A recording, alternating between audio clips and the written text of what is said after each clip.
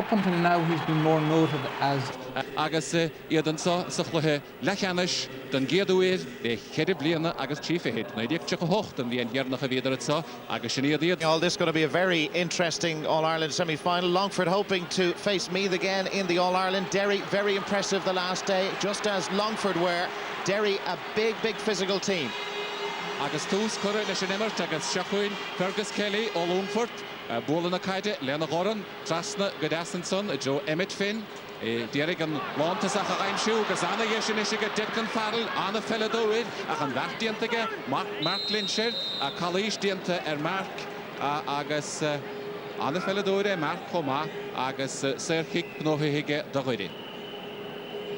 An uin go hall in fat an telensa an Ridiana Tainef, agus Count Garrett Wiltonsonige, Paul O'Hea, Fevrú, ach a kickslasse dogóide. Wiltige, en de Goeilen son Trasna gedien. Verse Goeine. Mag Joe Lord na Poitke. Agus Shachuin Riest, Fergus Kelly. Ediante Gadasige. Wilte Trasna na Poitken son gedi Joe O'Brien. Joe agus a Willich Counson Mehamu, Neil Gafol, Michael Hussey, agus a Jachanglish, Michael McGoldrick. Shahe Michael Hussey, Anna Hummus a Fad. Michael Hussey. Art felladóidir fad ach ceann anna ard bhuiilteige agus buntáiste béidir agus na cosan tóidí. Na bháilir fad sanna agus bhfuil na dóg séte tágad ein an Serchic bhuiilteige tafaig amachansa go dtí Conlet Morden gur a bheras aige sin. Agus duine I dtíar ag dulad in únsaí. Paul O'Hea. Ceann mór fada bhuiilteisteige agus anna gheas pachta go glóte istigh an son ag Paul Young. Asna, agus Deshanson, ag Cahal O'Cade, Bwyltamach ag Cahal, gyda Barry McGoldrick, ach Bwylta road ar ag Barry. Well, interesting on that Derry attack to see how they moved the ball when they got inside the Longford 45-metre line. Just looking around, Longford going with just two men inside, and they've withdrawn Peter Masterson from corner forward. He's now out in the half-forward line. Marcin. Kikimach, Gerard Evans, ó Bláiste Bhéil, agus the gairí Anna Ard, ach Cahal O'Kane, Shelib na Caide. Wiltige, a Machanson, Joan Tevlina, mar bhfuil Barry McGoldrick ar a histeach agus Anna Yeshige siúd, ach Tá Calís diantaid an adóg sétig an Multoil, agus Serchic Gnóhénson ag James Bateson, Jahar Declan, a bhí na gimmert leis sin sir roiide.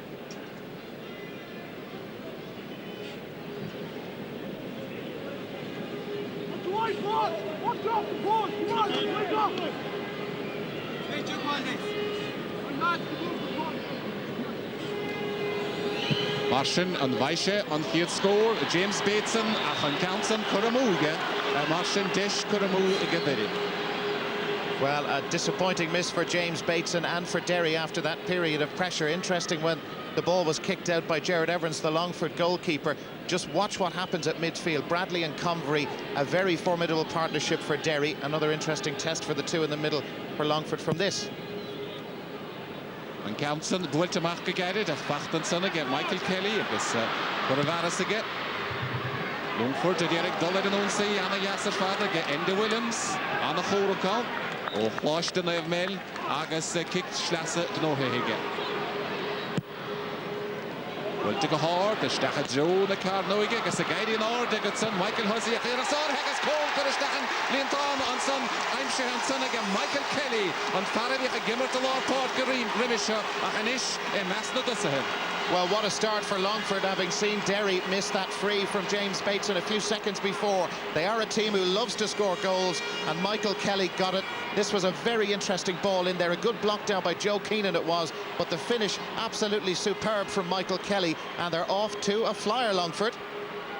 Anna Húsanson ag Longford, agus Kikimachanish, the own McNichol. Oh, na Chláiste na Pádraig, Machad a Ráha. Agus fachtig an Verlár Párke, Rory Convery, Farana Ard, Bwylta Stachatson godi, James Bateson. James Bateson, a chuid an Serchic amúach seachúné, Mechtasteach godas, Bwyltige, Sara Histig, again the goal boide, amach godi, Noel Farrell, had Nashrig a Hénig, Gerard Evans, and Counson Plantany sa Farige, Anna Wallenson again, Mark Lynch, Anna Felladóid, is a Masna da sa Hiravisha, a chai Mihishiranish, and Schlígan of the Conlet Morden, agus Shahe Conlet, Maclemiki Morden, Hallet, Machtestach, Wilte Trasna, Gadi James Bateson. Bateson, agus Machtlesh Gadas, Wilche Mehiroada, Neil. Wilte Stachage, Joan Vadora Reish, Dach Bachtestigge, Gerard Evans. Wantamach, Gadi Shane Smith. Haid Vogelo, Orinigodinico, agus Shohe, Emmett Finn. Bevru, Averin, agus Kinne Heroadige. Edemoltoid, Marchen, Ser Kick the Ready.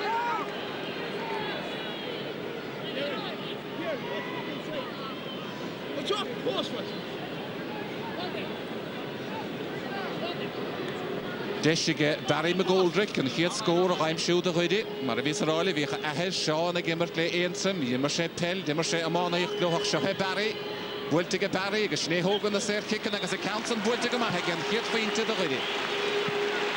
Derry needed that score. Barry McGoldrick out of the hands, brilliantly kicked, lots of air on it, and from the moment it left his boot, it was sailing over. Just watch though, Longford working very, very hard when they don't have the ball, and their defenders swarming around the Derry ball carrier. Agashne Chris Brown and son and Banishtoid already. Have gimmert Ledide, Lesson Sheenshires, the Shaskadis, the Shaftaudi, Homa. Wilte Edron Tevlina, Agus Kickschlasse, the ready.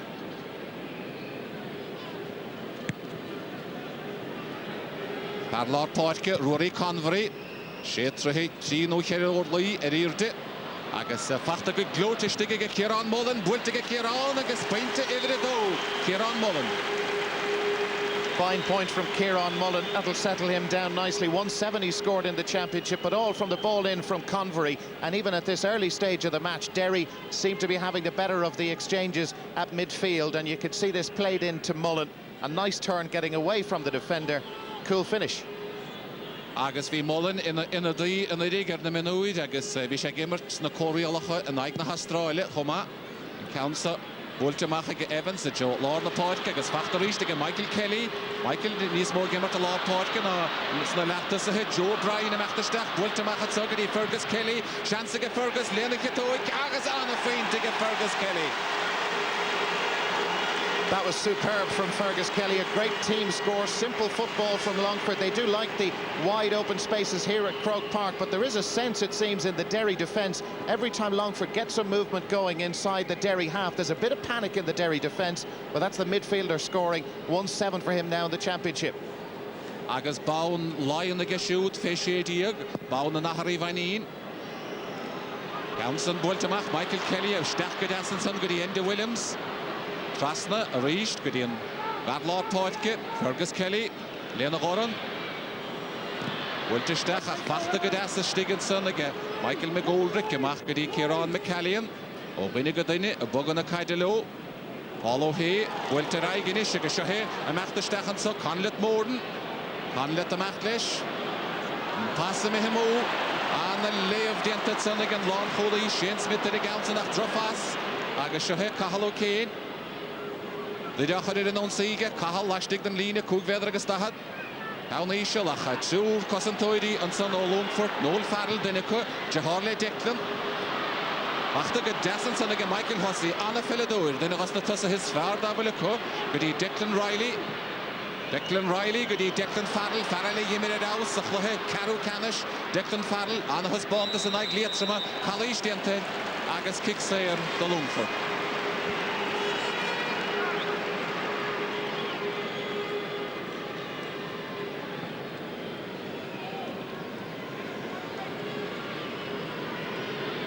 Michael Hussey, Hokigan Council. Heen agus Declan O'Farrell stochas Abula, a Masna does a hit. It's a Chrev Godisa. Wiltigach, Nietzsche Father Rohin, Wiltilin, a Goram Legason, Mihan, son Longford. Well, a very close call in the Derry defence there. Michael Hussey was going for the point and sent it in, and there was a touch in there, and Owen McNichol very relieved to see that sail by his left-hand post. Martian Owen had a council Hogan, agus Dimmer Owen lesh na Coriolacha ben cool boy there, Sivlian and Liana Ravi is a do, cool boy the night na Australia. Bhfuilte amach go maithe agus fachta go deasa Paul O'Hay. Bhfuilte go híisiige isteach Joe Paul eile, Paul Young. Fachta go maithe Paul, an bhartíontaige, an chaid curabharasige. Agus Conlet Morden, idir slígan an da hain, bhfuil tális, bhfuilte isteach an sogad í Cahal O'Kane, Cahal Garra leis isteach. Leanna Horan, bhfuiltige go dtí Ciarán Mullen agus Ciarán ceann an áir, dail séireach. Bhfuilteach a bhfuil trasna James Bateson agus Clíhánach leis an sa, Declan Riley, bhartíontaige Declan. Declan isteach a láslí go dtí Shane Mulligan. Idir Enda Williams a gáil. Ende agus Mark Lynch a córach se he ende go deas isteach an sa go dtí Tony Murphy. Ceann fada ó Tony. Bé Yogi Cansa. Anna chórach a fada agus anna gháilige Gerard O'Kane. Gerard O'Kane an bhartíontaige macht a chahirirlach chuide. Ger sínsir bhíoch Ger chomaithe gimmar dimar sé le minúir chuide. Ceann gairid raig go dtí Paul O'Hay. Paul Fevruchen. Had bhfuilte raig fachta go deas le láidige Noel Farrell. Déanna go tóig isteach go dtí nach dtí háid, Snéinse háid, Declan. Will Colley stianta, Neil. Declan agus í cinna hiróid ag mí ábrach.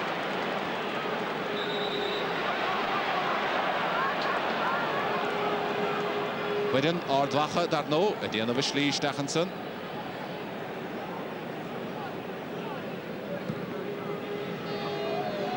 Seo he Cahal O'Kane. James Bateson. James Eridalov gan ein tansa gaidí agus é ábhar íon mí ábrach. Agus seo chuinead dar nó agus iad a súil leis an lámúr an sa aig a thuirtaige ardhacha dar nó le lia sa chluiche sínsir níos déana í. Anna chaidige Mark Lynch. Mac de Vicky, bhíocha gimmart de nahat slát ag Lady. Agus thug Anna Heddy Vístúil. Patsy Bradley, lectróid é seo, eis go dtí Paul O'Hay. Lár na páitce. Roicheann Wig, fachta go deasa Noel Farrell. Noel gimmart go maithastig sa chuoine go dísa, ach James Bateson, Anna Hansig an ceann sa gáil. Fachta go James agus Itírig í bhóla go dtí Barry McGoldrick. Isteach an sáinis go dtí Ciarán Mullen, se he Ciarán agus a dhéchant leis Noel Farrell. Ciarán seans a chól a bhaid siad cól. Cicéirice Colley siad Paul Young.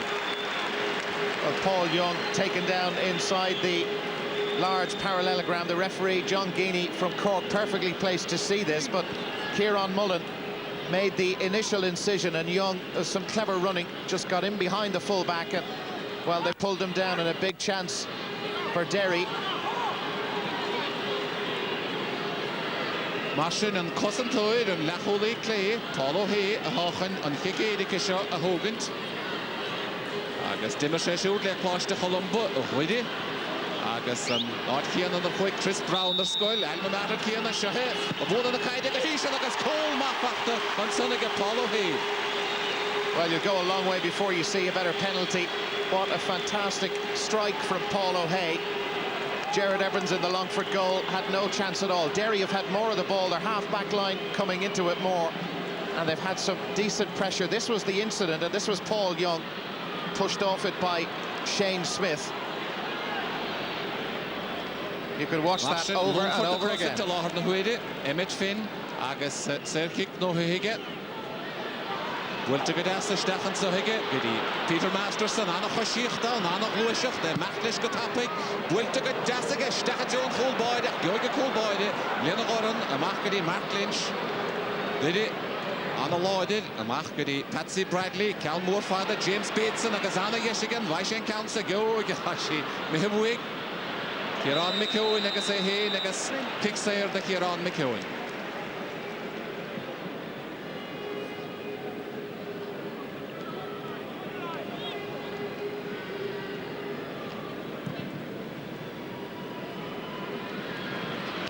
Ceann fada bhfuilteige agus bachta go deas aige Michael McGoldrick. Isteach a láslí go dtí Ger Kane. Conlet Morden.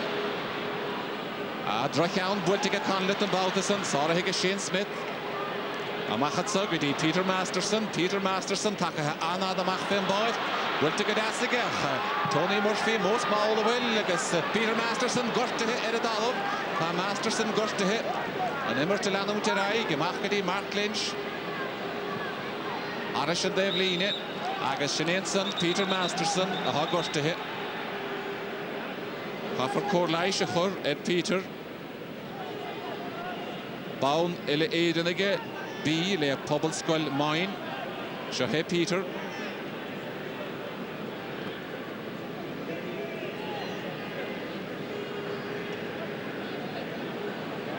Up until that incident, Micheál, Peter having a decent game playing out of the half-forward line for Longford, but they've had a couple of chances in recent moments and dropped them both short. Martin en Fintevain, Oscarun to Hele, Lorna Huidi, Jimmy Gackwinetson, Weinestoy, Longford, Emini, Sostanish, will Peter, Takahe. And more odd will take us.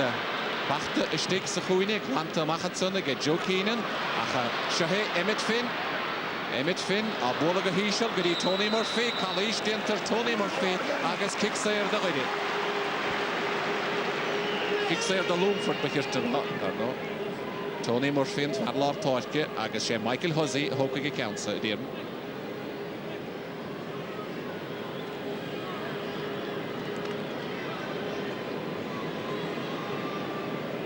Michael Huzzy, Agus Bavahe, Uncle Mickey O'Hara, will take a dassige, Homalan Uncle Mickey O'Hara, Twintelige Michael Huzzy.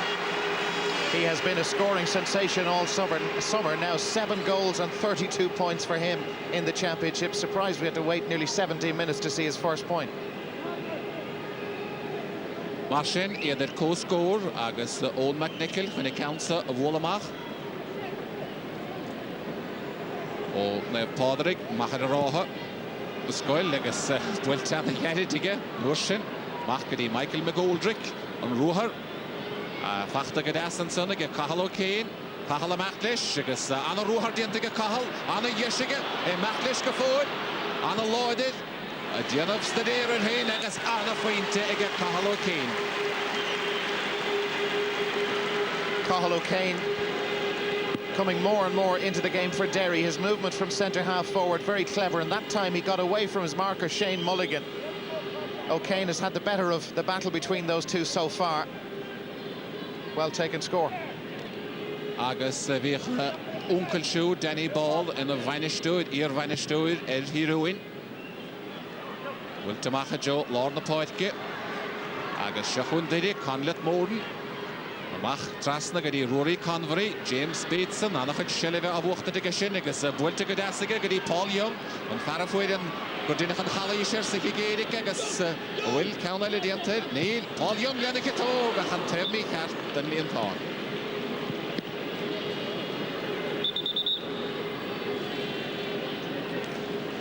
Maltoid, I guess will share kind, Leshan Gossentoid, Stig, Rev Kalish, Dintic, Shane Smith.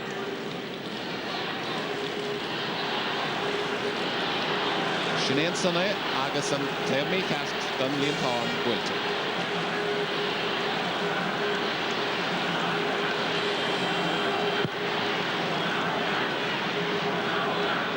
Anna Warliga, Rory Convery, Rory Eredalov, Gandeshiga ID. Agus kicks here, Davide.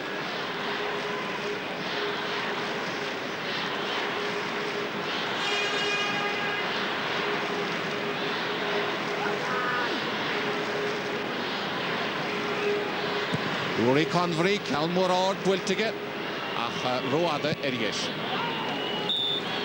On Caharu Cown, Kura Amu, and Ishkudisa, Igdide, Agus, on Banistoid and Son, Chris Brown, a Vecha Gimmert, na Shaftaudi, Agus na Shaskudi, Ledide.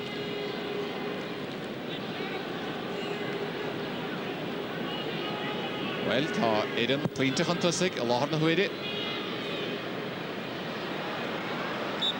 Michael Kelly, Emehedagri, Mamach, Agusan, Serkik, Bultiga Tapig, Stakadi, Patsy Bradley, Lena Kitoig, ach an cúigiú ceann cur mú ag Derry. Derry could easily be further in front as it stands. They just have a 1-point lead. Convery and Bradley having the better of things at midfield, but some wayward shooting from them, and it could cost them later on.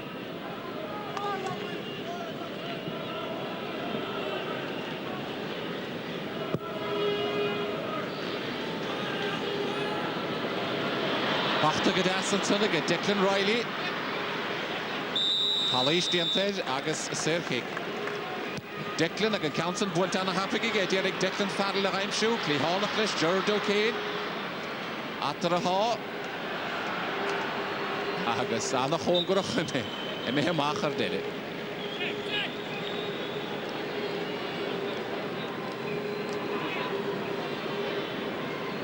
Bashin, Kickschlasse, de Rudi.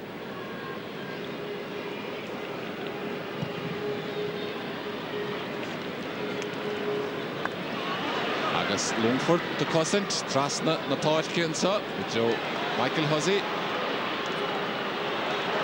Wilta Gadas is aig at Sohiga, gadi Michael Kelly. Arnash gadi Michael Hussey, gadi Peter Masterson. Wilta go Hafach, agus Didi itachta Machlin. On Lontasach, Paul Young. Anna de Machfin Boyd. Anna down facht again Noel Farrell. Tasha Cousin Dana wa hastig sa chuinach Tasha Gorte hedir. Mashin. Beg by the big cord Leish achor Noel op Farrell. Beg you focal again Multoid le Paul Young. Paul Young and so.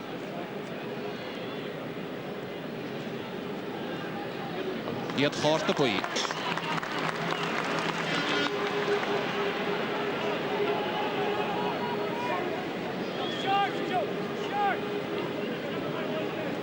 Well, this is the incident again involving Noel Farrell and Paul Young. Got his yellow card for that challenge, and Farrell back up on his feet will be okay to continue. Mashin, Noel Farrell, Fargavil Bownele Eden again. Le Tobble Skull 9. Lenike Tuig. Agre Heide Dierig Heide in order, Fachte at Sun again. Babylon Toitke, Fergus Kelly, Bultestach, Drickown, Sarah Hish the Hoonigan, Michael McGoldrick, James Peterson, Gabagadas, Gas a Matlish, Drickown, Trasna the Toitke, Emmett Finn, Erai, Goody, Michael Kelly, Agus Shachun Longford, Vraloha, Shane Mulligan, Gullerin on Seadoy, Vraloha, Ed Koharak, Lahorna Huere, Enda Williams. Wilta Trasnach, Tashi, Kartgalore, Anna Vartich, Dentige, Declan Farrell, Declan Amatle, Shanna Roher, Evelina Xiveder Diaga, Drachan. Well, Longford needed a score there. The only relief for them at the moment is that they're only a point behind Derry. They have some lethal forwards, but they've had to survive on scraps. Drachan, Kuramu, Gadisa, Ega Longford, Agus. Snead Winter Ruide, Devlin and Sud. Agus Corlaish, Achor, and so Renero Hossentoidi, Didi, and Gerard O'Kane, and Captain.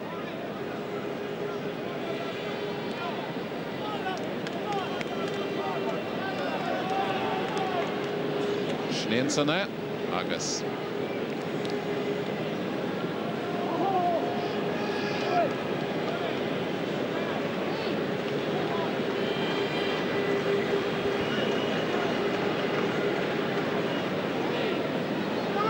Galore reached, the captain Rudy. Agus Owen McNichol van de Council of Wollemach. Wiltelen de Orden again, Michael Kelly, Achsara Higadas again, Joe Keenan, Estarke die Mark Lynch, and Mark Lloydin, Agus Edirik, Andy Williams the Hurda. Wiltiger, K. Yogi Council. Anna Ord, Agus Fachtigadas again, Hamlet Morden. Hamlet the Gimmert Guma, Homer Kiaskadi, Paul Young, Chansiga Paul, Yannick Toy, go hard, the Paul, pull the boy to get on me off, Agus Noel Farrell, a Machatso Gudaskadi, Declan Riley, Declan Agasai, Shindian to Gadasiga, Erai Ginish, Goody, Enda Williams, Longford the Diana Gama, or Renegade, Declan Farrell, Shahe Declan, and Tasmehamo, Sarah Hensai, Paulo Hay. Agazira Sud, Harnashik, Declan Farrell, Declan, Ola Kaje, Fana Talon, Yergi Oil, Mihailish, and a Horokutson in a dollar. Machar did it, Lanta Machagas, Rohimachatsa, Longford, Shane Smith. Shurno Carroll, already a Vitson. None of the Wood Shay, Wood to get as a Stachanish, Goody, Kieran Mullen, Shahek Kieran, Anna Wishacht, after Stachkamar, who better is that? Turishef score, Wood to get Mahaga, Gasar, Hishtik, Conlet Moran, shots at Cole again, Conlet Moran. Very unfortunate for Jared Evans in the Longford goal, but Conleth Moran following in as all forwards should do and got the break as the goalkeeper failed to hold it. It was a difficult one for him to deal with. He couldn't do it.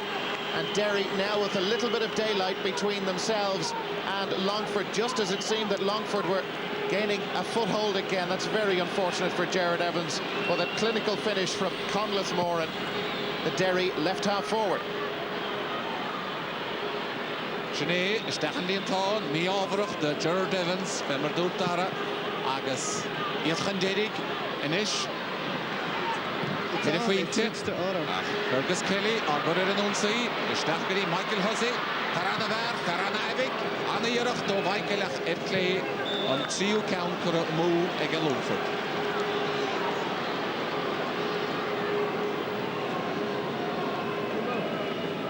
This will not make happy viewing for Jared Evans. The sun in his eyes, it has to be said as well. You're looking at it from the Cusick stand side.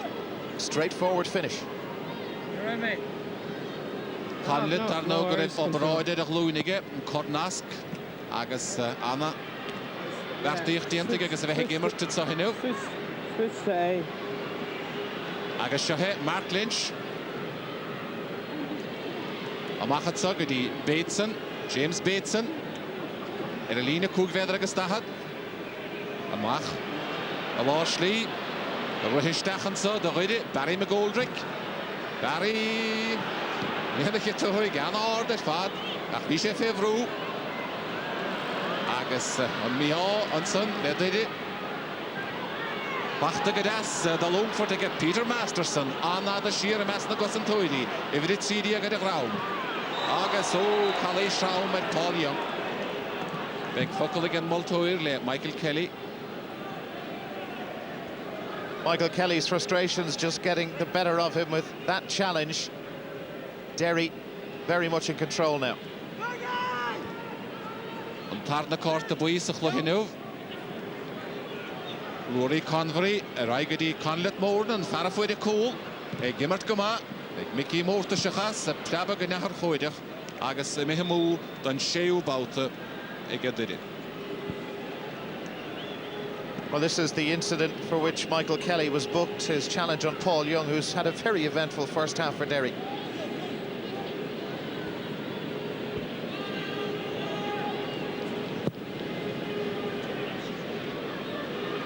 Gerard Evans, a Joe Tednalovically, Rory Convery-son. Stach sa chuine agus imithe ó Paul Young. Áinómad breise an sa le question le huid. Áchean breise I deidir Multoir agus kickamach a bheith gan da Longford an chaid sin tricothe don dalam.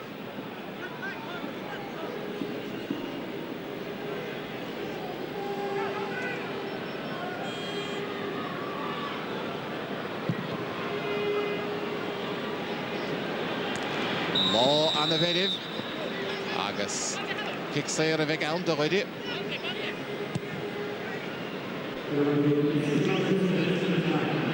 Bachta gadas a chuinen son ag Kieran Mullen, builte ag Kieran agus pointe linn, padna pointe ag Kieran Mullen.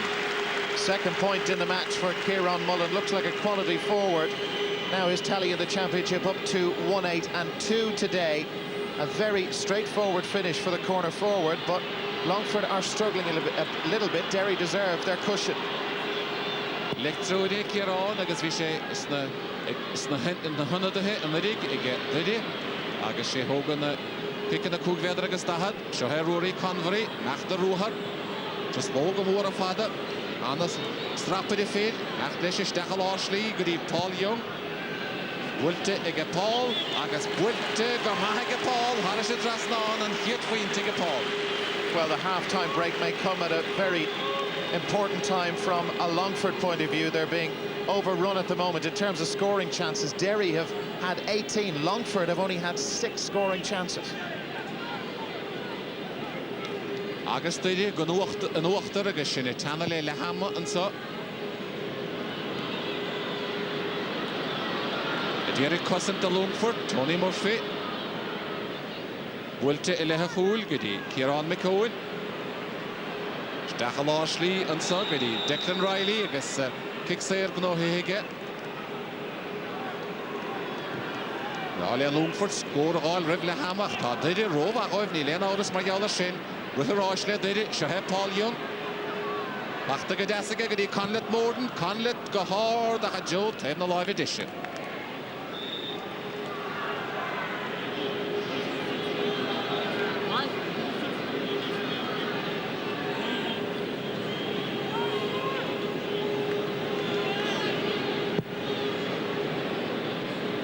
Wilte sy'n trasna gyda Michael Kelly a mehemach haris y dyfline faig yn mi ole Longford agos sy'n y tanel e lehama.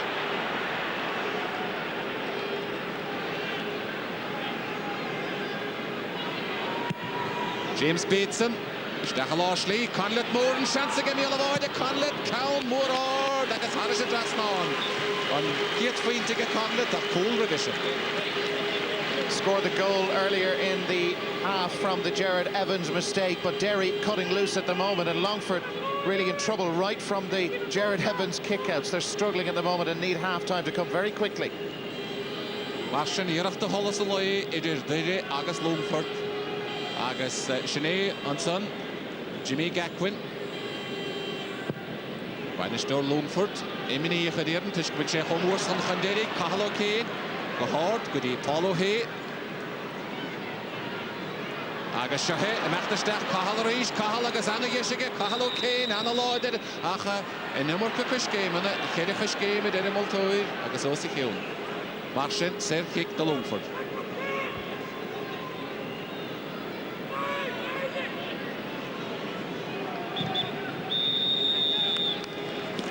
Agus Lehama and so a lot of the Huidi and win the Holland, Ruhirash, they did it, get fantastic, do a shea, a get did it. Here in the door, I get Longford.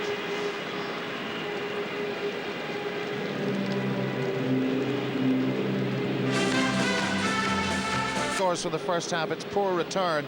Derry have been very much in control, but Longford have managed goals in their championship matches. Only once in their 8 matches have they failed to score a goal. They need a couple very quickly.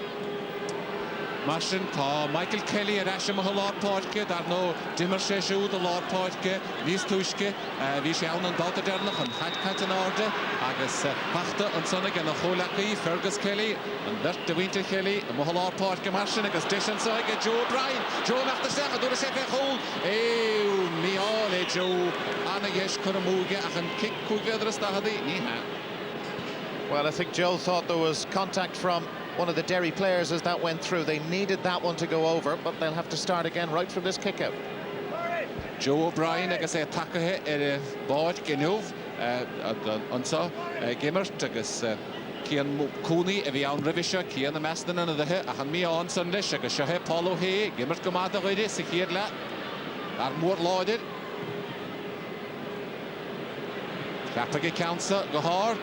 Agus fachtan son ag Kahalo Kane, Kahal anna láidir, anna nacht down choma, nacht a stach getréad, Wultige an so gwydi James Bateson, James agus tug a hilesh roada a dyr Moltoid.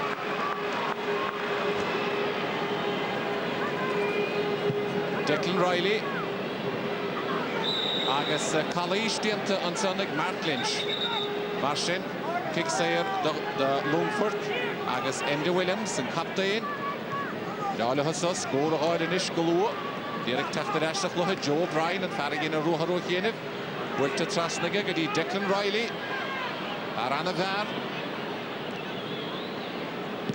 Díra bhuilte trasna an chúlinn sanna agus anna dhéis an so hinis ag Fergus Kelly. Fergus Kelly lena cadó. Longford. Harish Drasna on again Fergus Kelly. Fergus had goal on his mind. I thought for a moment Longford had taken too much out of the ball, but they got it through to Kelly. And it was a very, very close thing, but they wanted the first score of the second half, and they've got it first since the 17th minute. And you have to credit the defender for getting a touch on that on the way through. On hit score again Longford, le shacht nomati diag sachlhe. Been counts on the tastal waha, double score again Derry. Anna once and I thought Derry the Vanava Hamohala Park. Rory Convery, what to stack the beats and again, sport to Trasna and Ishkadi Barry McGoldrick. Barry Anachrinos the safe kick and Count Log, the Gerard Evans, a Mach, the Shane Smith, and Lon Hooley, Trasna the Park, Peter Masterson. Into Gamahage, Anna the Sheer, a Master Gossan Toidi. Jackalashly, I guess College Dienta into Williams. Agus Fargwide, the Dal of Homa, by Mark Lynch, the Dal of Homa, Schnee Mark, ach Serkik vegan de Longford the Stolum. Mark Lynch, Gorstihenson, Anachlohe, Emmerige Mark, Anna Lloyder, Sekirla. Is a mass not Dussehe and Lloydernach, Agus a Mehishir and Ish, Line Lachul. Mark Mickey Lynch. Immediately, I don't know how to slot, Agus Chris Brown at Sogus, or the Eine Schuntige, on the Line. Agus immediately, Marjauler Mark.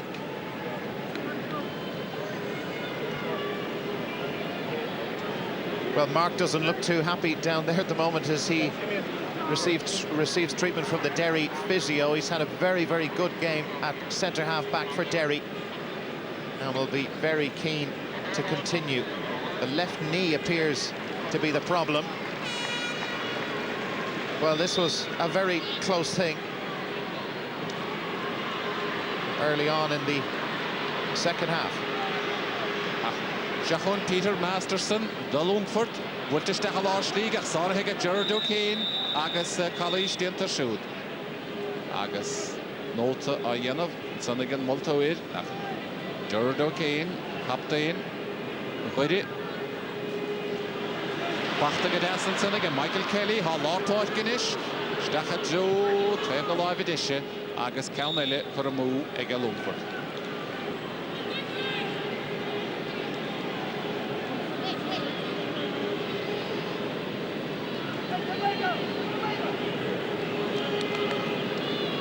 Owen McNichol and Nike the Green it, it's a rodist.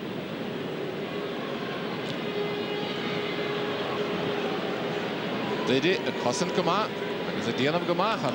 Tasker at Lanamoon, son again, Joe Keenan, a Pachta Harnashi get Joe Fain, Agasamach, and Ishnivig, in Strowed, Paulo Hay, Kalish Dienta, is Serkik, Sinead Gerard O'Kane, Kalish Dienta shoot, Serkik the Rudi.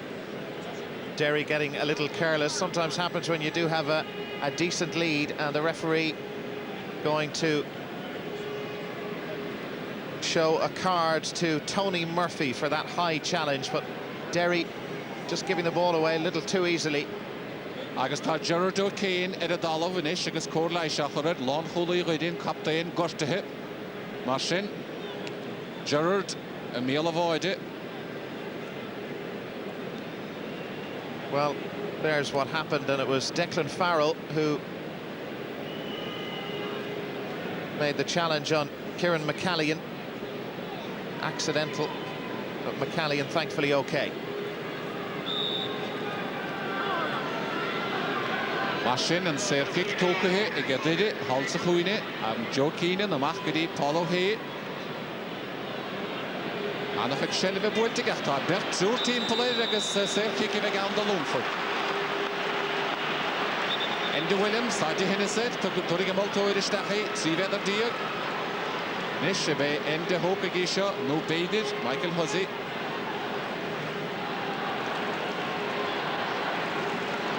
Michael Hussey, a Hopige Cancer. Lastig den Line Kulveder Gestahad. Shahe Michael. Vuelta Roy added again, Bachtige, Old McNichol. On past Trasnagadi, Michael McGoldrick. Lena Oren, Eraigadi, Patsy Bradley. Bachta go glóte gan Longford Shane Smith. Anna Llawn bwylt ag Shane, gyda yn dyrwyli, yn so gyda Declan Farrell, a chysgip o hyd yn dalof ag Declan, rhywmi ofra.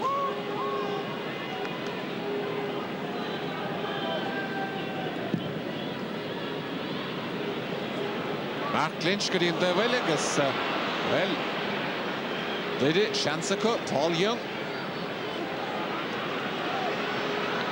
Bwylte y machad so gyda Barry McGoldrick. Barry gyda James Bateson. James ysdach a dro, tern y lof I clé, cwrw mw ag Bateson. A bad miss from James Bateson would have been a very important score for Derry. They've been under a lot of pressure in the second half. A lot of the Longford guys have lifted their games considerably, but the score's not really coming for them. Mwa chŵl idir na ffwrni y gona I. Agus Bautisa, Patsy Bradley. Amach gyda Barry McGoldrick. Anish Cahalo Kane. Ryd Trasna, Rory Convery. Ac am farti am tyd so, ege Tony Murphy. Agus ahna fa, farti eich dirta, ege. Irach Tony Murphy, Sara Hafach. Tony, Raigat so, gyda Peter Masterson. Machtlish. Michael Hussey, Trasnan Chul, ach Roada Eriesh. Well, Longford are showing the greater urgency at the moment, but that was a disappointing miss by Michael Hussey. Had three players inside available, getting away from their markers, but went for the point himself, and Longford now making a change. Brian McCormick at Achtastach agus Kieran McCowan a fog in the point ag Longford.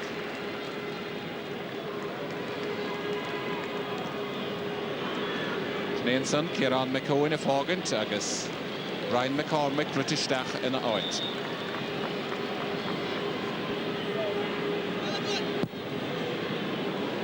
Ashen big a hit score Elena Hochtach, Mark Lynch.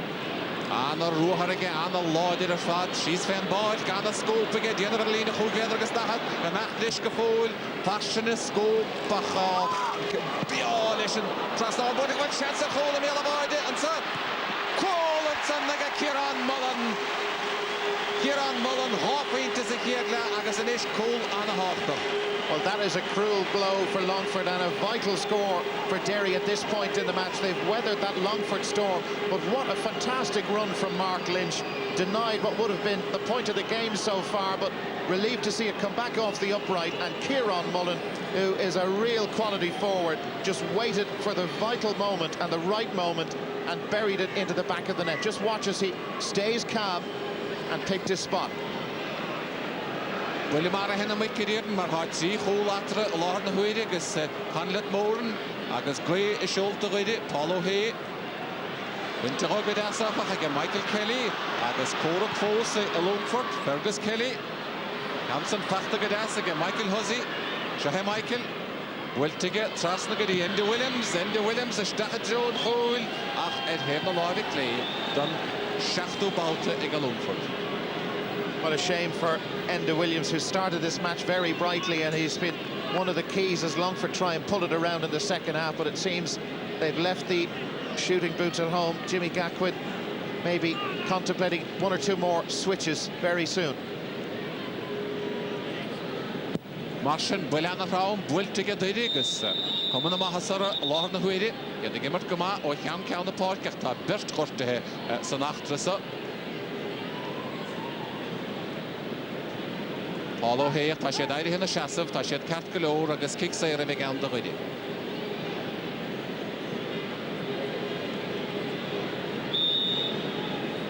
Paulo Hay. Will to get the Joe Conlet Moran, on Vaishay, Nivai, and Multoid, can I hide a half an hour to Atradian.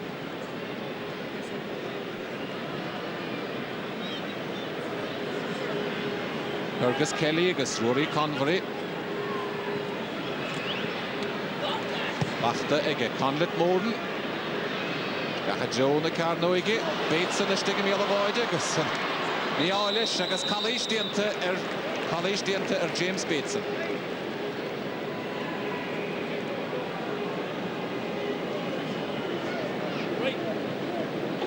Deshele ige James and Varna Aviadu the Ridi. Get Gomahan Wachter in Ish, Rauna Hemmerka.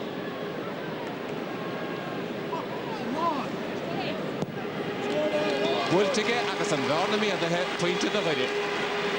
Longford a little exposed in the full back line. They've brought Brian McCormick in to replace Kieran McKeown, but Derry still come up with a score and they're pulling away again. They've got through that period of Longford dominance very well indeed.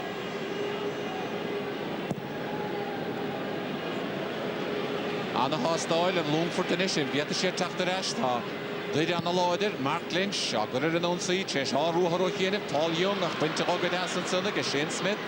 Shane Smith, Amach Goody, Emmett Finn, Hongrocht de Devlin and Passam Hemo, Martian Hain, Fachtige, Shane Mulligan. Sair kick, the Longford.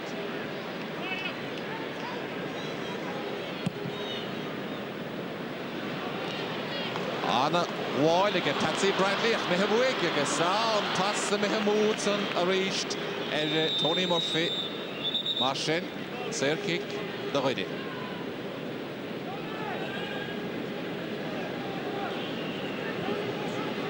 Astin on Multoidense, no to Yena Vadir, Declan Farrell. Shaharish, Mark Lynch, and Ruharelle, Ni Yenik, Bestach Gudi, Paul Young.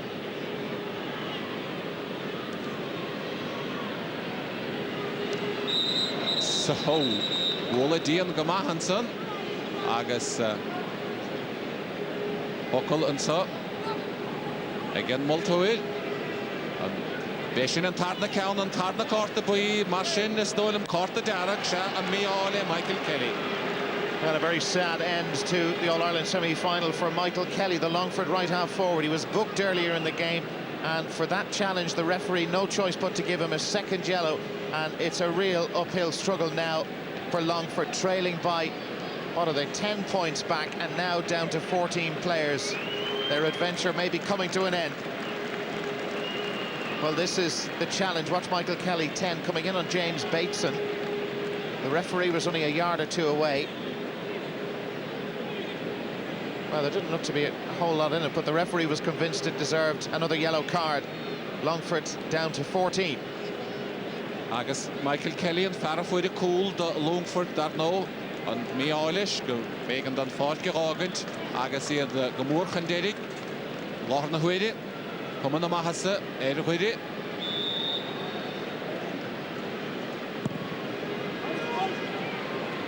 Counele, Kuramu, and so Egadiri on Nail Count Gadisa, Kuramu, Marshin, Henig, Fashiad Gomahan Wachter.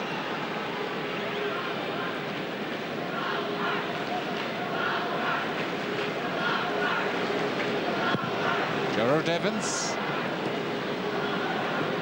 Sarah again, Shane Mulligan, Nearly Council Meheroada, Bachtige Kahal, Walter Rory Convery, Lenikatoig, Acharish, Kuramu, and Dehu Count, Kuramu again. Better not related Anam Sakhlohinish, because of Visa Hirla. Derry's wides tally now up to 10, so they're into double figures. A lot of bad misses. That time it was Rory Convery who got up there and had the chance. Convery and Bradley irresistible at midfield for Derry. Agus an eile roiine go hosa heroide agus scór fachta go fendrasa. Seo he Declan Riley anna chóra go Declan ach Ganson Curamúge. Will it pass ele mehemú will Michael Hussey. Seo he Michael fós a chóra gon mí áilis ach kick slasa the Longford. Agus seo he an so Joe O'Brien. Will to Stachig again, Varla Parke, Fergus Kelly. Fergus, Eddie Yehel, Maclish Stach. Ach, sure, team played, Ghanaian, Hoonavige, Agus, Ghanaian Stro, Erhuidi, Kahalo Kane, Turtna Kaidema. With a Rosh Kuglan, Shahe, Conlet Moden, Parafuide Cool, Stachgadi Kahalo Kane, O'Winnie Godini, Kieran McCallion, Ghanaian Stro, Erhuidi, with a Rosh Loho. Goheska Agus College Dianta Noel Farrell Kicksayer the Longford. Shane Mulligan Derry, the Khadir and Unsay, and Tasme had one move, Paul Hay. Agus kick sair the Longford skip of Herandalov at Edinburgh Toy.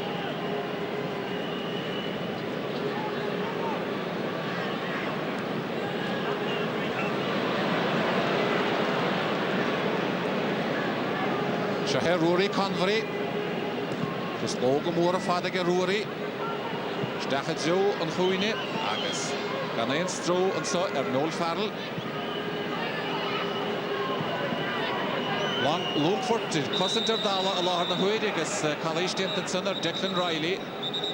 Agus Dolim, Gameke, Sha, Gameder Gamech Corta Bui, and Nochte the Huron Mullen.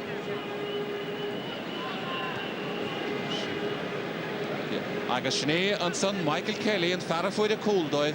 Agus a Farrafoyd Batagas Bohor, Agus V and Maltoid, most Dianid, as Dolim's a Yebert, a Corta Bui, and so the Huron Mullen.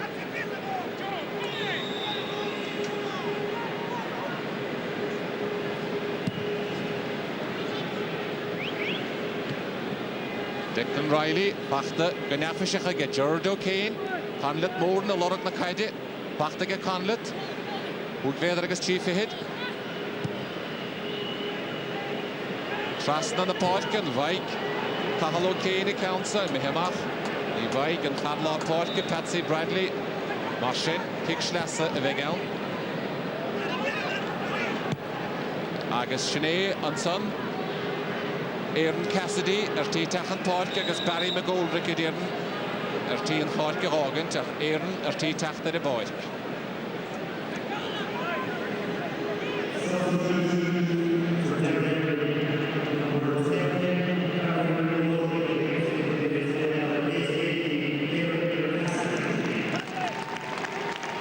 Agus and Multoid, a kindly James Bateson, agus Corta Poeta James Bateson.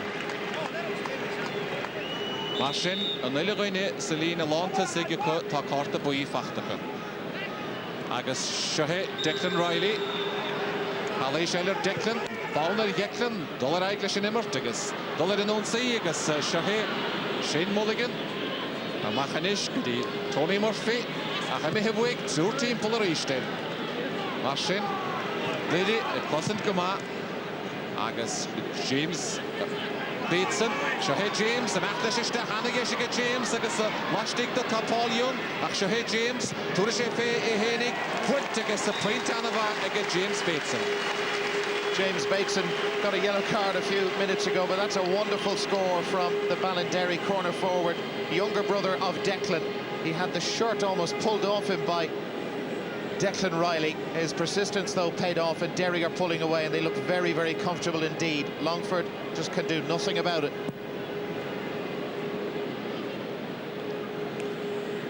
Agus and Fadlaw Portke, Patsy Bradley, Trasnagadi, Mark Lynch, Farrellana Shea, and Anna Lloyd, agus Sharuha Elivwig. Pas Kuravaras Gadasage, Ishtachgadi, Rory Convery, Acha Bulte, Gahol Ergish. Achas Kumelish, is Kumelish, Dohan Scorana, Egadiri.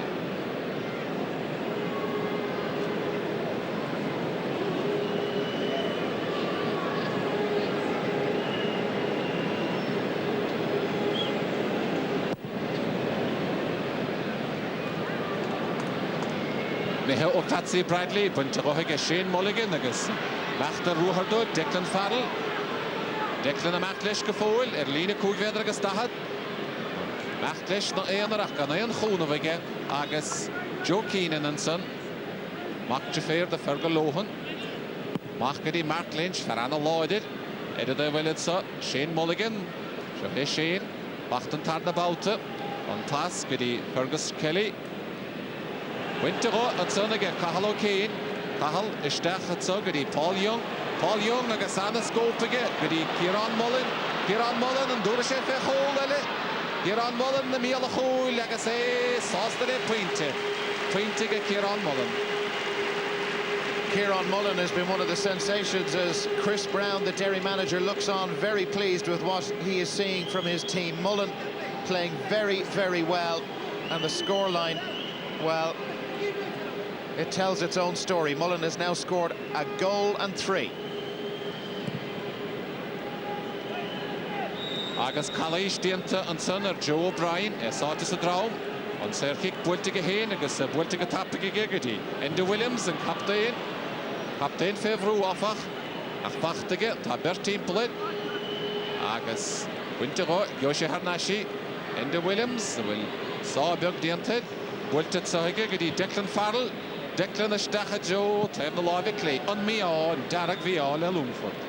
Declan Farrell now playing out in the half-forward line for Longford, but the ploy of bringing him out to try and win more possession, well, he's won a few balls for Longford, but not using them in the right way, unfortunately.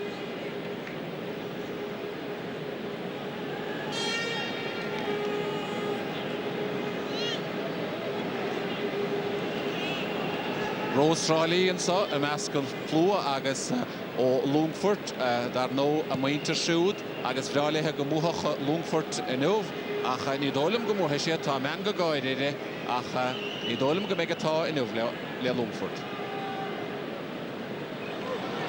Shahe Rory Convery agus the pass fachtige dasige Conlet Morden Conlet the Matlish stach an a chorige Conlet Turshe score go hard go train agus Pintelige Conlet Morden an the midway on the skill.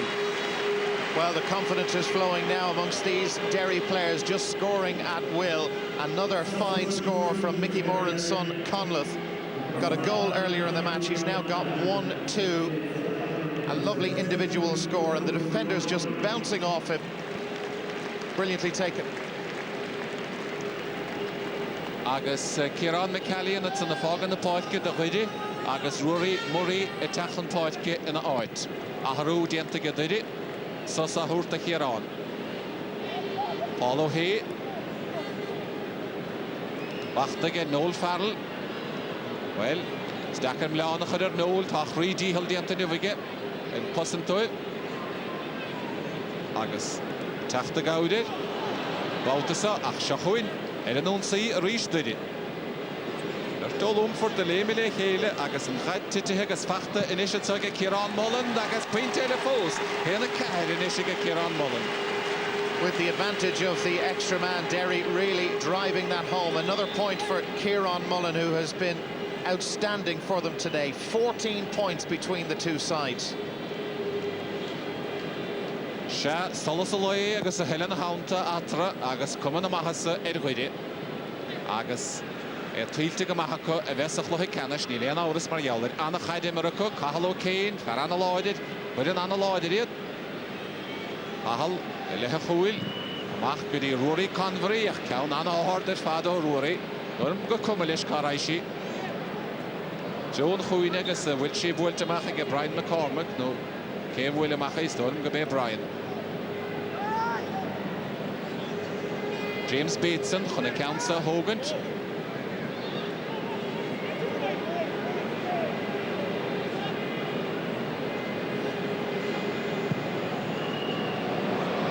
Will Daly on a year account, close account, all and on a feint a father and son, and Balderson again, James Bateson. Derry have treated us to some fabulous scores this afternoon. That's one of the best ones from James Bateson, his second in a couple of minutes. And Derry are on their way. Absolutely brilliant. Maurice Fitzgerald style on the outside of the right boot, bringing it in beautifully. And trio counts at Tarna Lang as a count as well. I could make a cool boy shot. No, we Sabina with Fadi Cullen, in fact, Tamil, Isarahe, Agasarahe Gama, Amakadi Shane Smith, they get Gerard Evans. Diddy Cosentana her father guess Stackedy and Dolphin again of the night Patsy Bradley Stackedy Kahalo Kane Arnashkedy Patsy Scopige Patsy Turishefe score Wiltige Patsy Agasarhe and Balthasar they get Gerard Evans Gerard Amachanish Goody Enda Williams and Captain Agason Pass Erigan Coravaras Goody Fergus Kelly Longford inis agus snában ag as a bheith mar féchar seo a chaimithe ó Joe Keenan agus Calais diantaige an son Tony Murphy.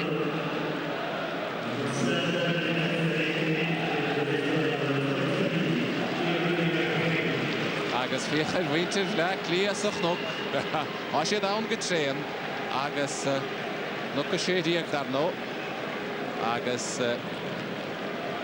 Diarmuid Hegarty it tacht Huntoitke and out Emmett Finn agus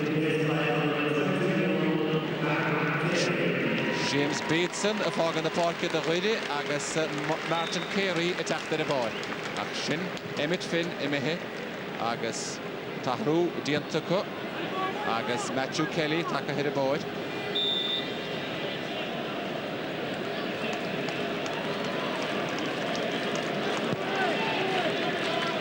Agus Martin Carey a báil de chuide agus James Bateson susfachtaige. Agus sehe an sa Enda Williams a cosint. Enda Williams a cosint the Longford goody Noel Farrell and right Noel Ruher. Well, Caffer long mark on the Hurtas of a head of 3D hill. The Hagano void a Hadihil, Agasashe Diantige, Ach Shahe, Owen McNichol, Wultamahage, Goody Conlet Morden, Agus Didi, Joe Keenan, Diana Barrow, Lord Huide, Arigan Sugody, Kahalo Kane, Radna Kaido, Winnigodini, or Bogalo Godas. Ach, Bachta Godas, and so again under the Diarmuid Hegarty, the Longford agus Calais Dianta Diarmuid.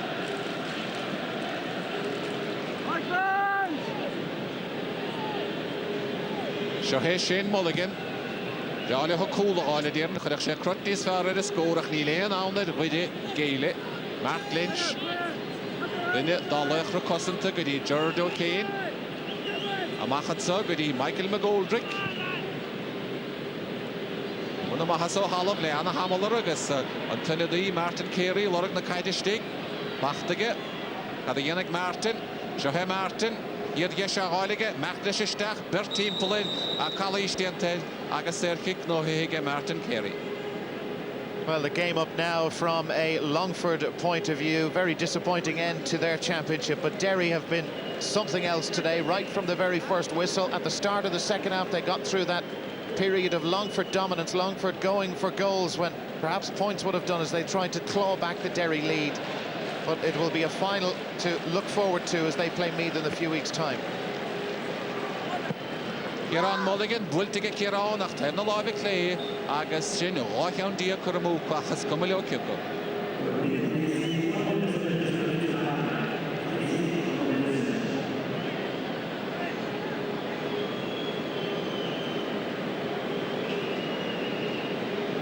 Lanomet, Agus Norbert Breshenson, Hemidofer, no Revega 20 Ligistig, Agus Shahe, Shane Smith, Longford Tanish, Stakkerdoiv, Eni Yana, Paulo Hay, Erai, Goody, Patsy Bradley,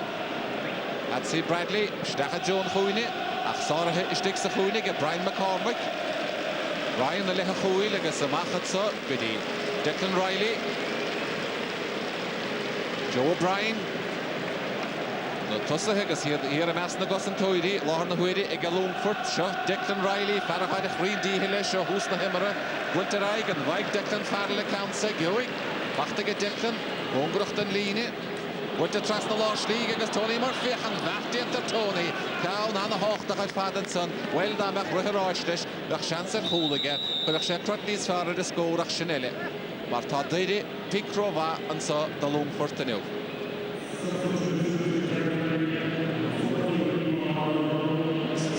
So Sahursta Paul Young, again Didi. Agus Murta O'Brien o Vachar Fialtig a Houtchan Parkeke. Schneanson, Declan Riley, Willie Midi Fiachantedach under the Yelle, Egadidi. She Paul Young at Mehe, Agus Murta O'Brien, Takahe Huntoike. Agus Shin and Bresche and so. Agus Schnee O'Brien, Bulta Trasna Egashin and Son Goody, Kahalo Kane. Kahal Kane, Machgadi, Murta O'Brien, Harnashgadi Kahal, Shansiga Kahal, Hokikshe, Egesh, Agus Pointiga Kahal Kane.